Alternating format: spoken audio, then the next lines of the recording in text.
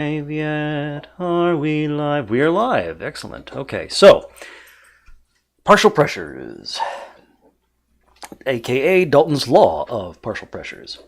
He did a lot of things. Okay, so you put gas A in a container, it exerts some amount of pressure. You put gas B in a container, it exerts some amount of pressure. You put gases A and B in the same container, each one is going to exert pressure. The question is, how much? Ideally, remember the statements of kinetic molecular theory say that gas particles don't interact except through collisions, and they don't take up volume. So these two gases, A and B, are going to ignore each other and just exert their own pressure. And the total pressure is just the pressure of A plus the pressure of B. So for any ideal mixture of gases, the total pressure is just the sum of the individual pressures. Pressure A plus pressure B plus pressure C, and so on. Or the total pressure exerted is just the sum of the pressures. But using the universal gas law, P is equal to nRT over V. R, T, and V are going to be the same for all of those gases, so you can just pull that right out, which means that the total pressure is going to depend on the total number of moles. So, how much pressure is exerted by a combination of 3 grams of hydrogen, 15 grams of oxygen, 20 grams of nitrogen in a 50-liter container at 400 Kelvin? So, first thing we're going to have to do is we're going to have to convert all those grams into moles. So let's bring up this guy. So 3 grams of hydrogen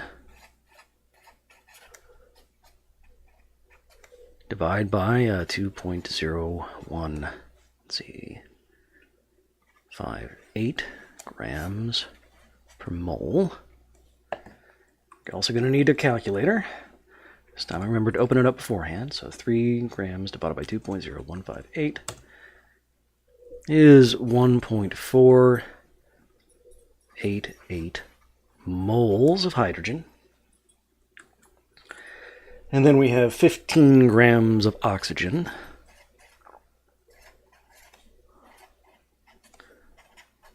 (31.998 grams per mole for oxygen.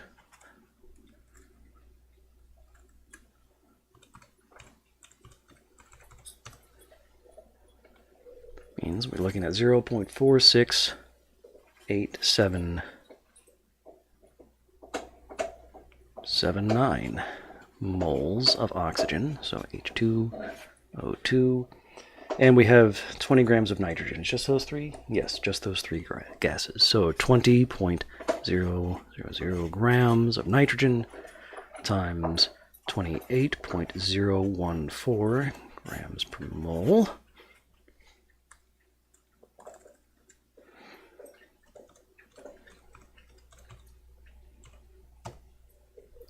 (0.71393 moles of nitrogen.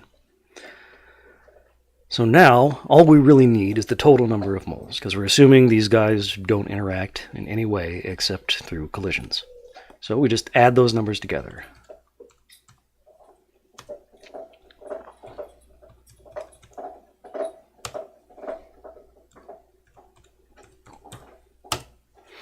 So we add them together, we have a total 2.690 moles of gas.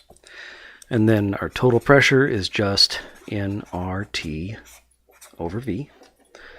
So 2.690 moles times 0.08206 liter atmospheres per mole Kelvin times, let's see, I think I said 400 Kelvin.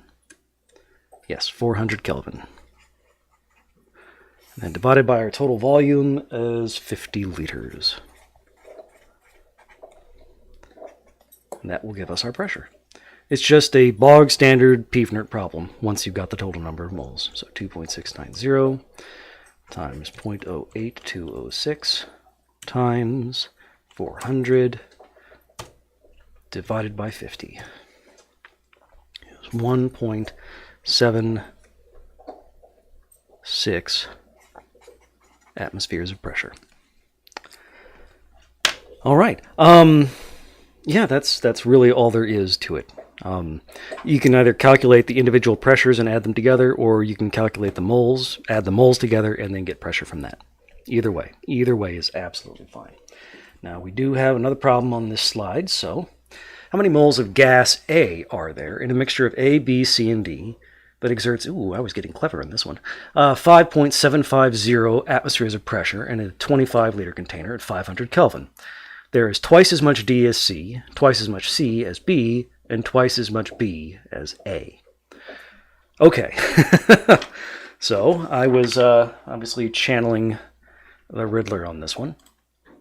Okay, so D is equal to 2C, C is equal to 2B, let's see, B is equal to 2A, so that means that C is equal to 4A, D is equal to 4B is equal to 8A. So the total moles of gas are going to be A plus 2A plus 4A plus 8A. Let's see, 3, 7, 15A. So however many moles of gas there are, there's 15 times, that is going to be 15 times the amount of A. All right. Now, we know that the total pressure is 5.750 atmospheres. The volume is 25 liters. And we know that the temperature is 500 Kelvin. So we can get N out of this. So here's PVNERT. We're solving for N. So N equals PV over RT. So 5.750 atmospheres times 25.000 liters, 0.0820578 liter atmospheres per mole Kelvin times 500.00 Kelvin. It's going to get us our total number of moles. What am I? Calculator. Sorry for the noise in the background. My dog is going to town on a bone I bought for him. Divided by 0.0820578. And now divide by 500. The total number of moles, we're going to be limited to 4 sig figs. 3.504 moles, which means A is going to be 1/15 of that. 3.504 divided by 15. Whoa, and my cat is going to town on something else in the other room. 0.2336 moles of A. All right, so I really don't think that they'll give you a riddle-style problems on the test, but I was obviously getting a little bored when I made this slide. Okay. So another way of dealing with partial pressures is to work with a concept known as mole fraction. It's sort of like concentration. Okay. It works best when there's relative equality between the amounts of different substances, like a mixture of gases, rather than disparity. So in aqueous solution, we use molarity because there's usually a much larger amount of water than there is of whatever you're dissolving in the water. But for gases, you usually end up with greater equality between the things being mixed together. So mole fraction is sort of like mass percent, but you're doing it with moles and you don't bother with the percentage. Okay. So the mole fraction chi for one of the gases is equal to the moles of that gas divided by the total moles of gas. So what are the mole fractions of carbon dioxide, H2O, and ammonia in a mixture of 10 grams carbon dioxide, 15 grams of water, and 17.5 grams of ammonia? Okay, so all we're going to do is we're going to convert these to moles and then come up with the fractions.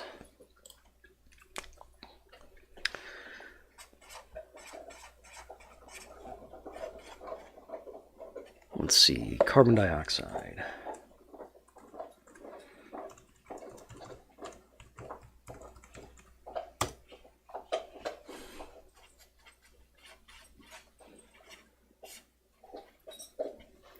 So 10 divided by 44.009, 0.22, let's see, so that you can actually see these, 723 moles of CO2. And then for water, I believe it was 15 grams of water, yes.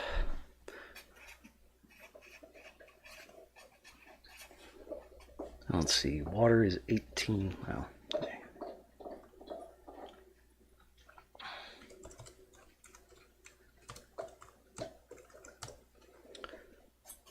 Oops.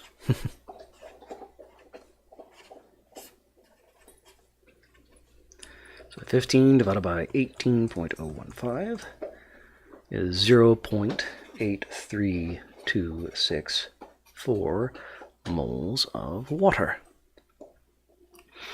And finally, 17.500 grams of ammonia.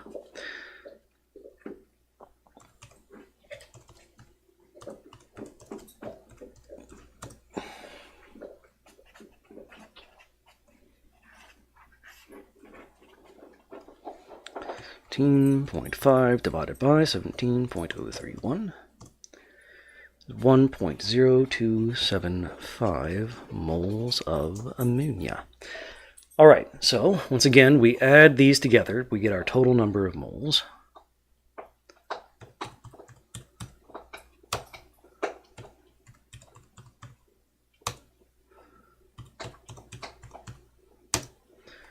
So our total number of moles is 2.0874. Yeah. So the mole fraction of each is just going to be their moles divided by the total moles. So mole fraction of CO2, oops,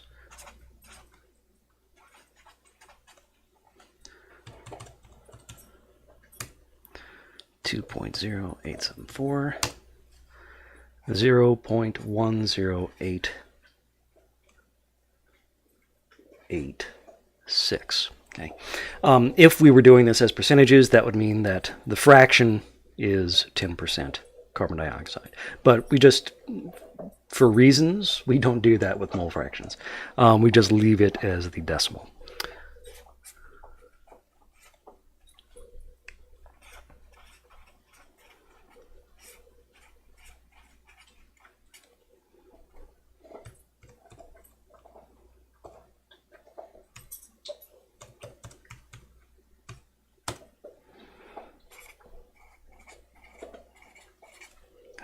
So the mole fraction of water is 0.39889, about 40%.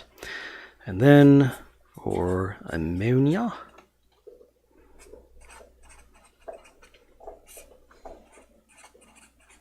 this is going to be relatively close to about 0.5, about 50%, because 10% plus 40%, it's about 50%. So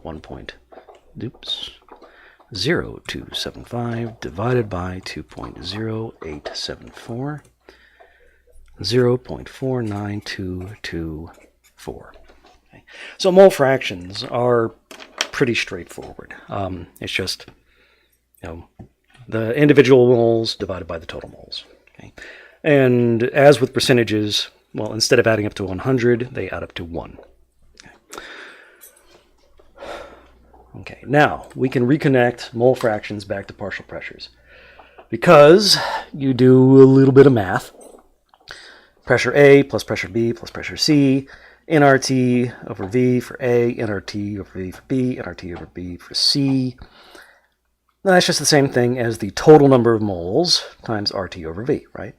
We've already done that. Now, here's the thing. The individual pressure divided by the total pressure is going to be the nRT over V for A divided by nRT over V for the total. RT over V is the same for each, so it's just N over A divided by N total, meaning that the individual pressure divided by the total pressure is going to be the mole fraction for A. You rearrange that slightly, and the individual pressure is equal to the mole fraction times the total pressure. So that's another way of doing this. We don't really need to calculate all the individual pressures, right? We just add the total number of moles up and then RT over V to get the total pressure. But if we need to get the total pressure out of that, we can, or get the individual pressure out of that, then we can just do mole fraction times the total pressure. We do stuff like this a lot. It's not necessarily with pressure, but with different properties that can be based on mole fraction. So it's good to go ahead and introduce this now, because lots of different mixtures will have properties that change with regularity. They'll change smoothly, a nice straight line change, as you change the mole fraction of two substances from pure A to pure B with a mixture of the two in between. Okay, so oxygen has a mole fraction of 0.2095 in normal air. Scuba tanks are kept at 8.38 atmospheres, but the partial pressure of oxygen is the same as for normal air. What is the mole fraction of oxygen in a scuba tank? Okay. Now, this is kind of strange. What this means is that oxygen exerts 0.2095 atmospheres in our normal air because it's 0.2095 and our atmosphere is 1 atmosphere. So the partial pressure for oxygen in a scuba tank is still going to be 0.2095 atmospheres, okay, which means it's going to have a much lower mole fraction. Okay. So,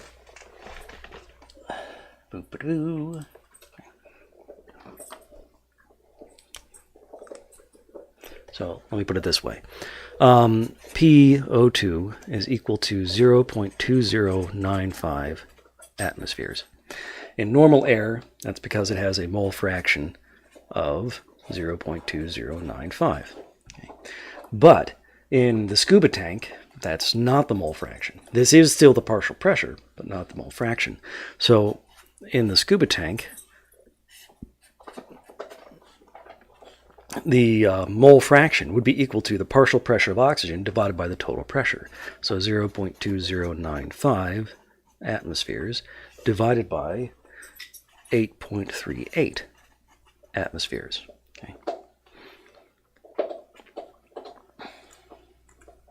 So 0.2095 divided by 8.38 means that in the scuba tank it has a 0.0250 mole fraction. Okay. Because individual pressure divided by total pressure is equal to the mole fraction. Okay. The reason they do this is because they want to deliver the same amount of oxygen to you as you would normally get, even though they have to keep it at a higher pressure in order to get more oxygen and stuff in there. All right. So that is how you would do that one. Remember that mole fraction for an individual thing is equal to the pressure for that individual gas divided by the total pressure. It's also equal to the moles for the individual thing divided by the total number of moles. So they could ask the question related to either of these things. Okay, mole fraction for pressures or mole fraction based on moles. It works out the same either way. All right, so that's it for partial pressures. I'll be back in a few minutes to talk about gas stoichiometry.